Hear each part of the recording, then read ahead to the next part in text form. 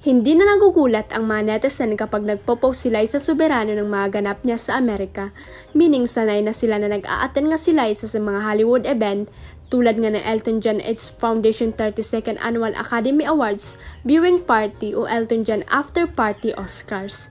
At syempre super expensive na naman ang look ni Liza na tipong kahit itabi mo sa mga Hollywood stars, hindi talaga siya magpapakabog kung ganda ng mukha rin lang ang pag-uusapan.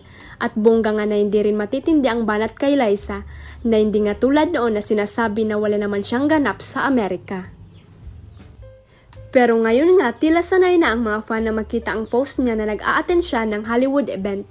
At yes, impitado nga sila isa sa party na yun na Elton John. May mga photo nga na todo pusing din siya sa harap ng mga photographer. Anyway, Hollywood star na talaga ang tawag sa kanya ng mga Pinoy fan. My Hollywood queen is laying again, proud of you, Hopi. Oxygen please, she take my breath away. Our Hollywood star flexing her comeliness with grace.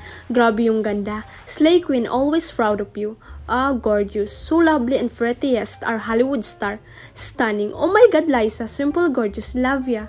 Siya nga pala, ilan sa mga dumalo sa Elton John After Award ay sina Heidi Klum, Neil Patrick Harris, David Boreanaz, and Tiffany Haddish.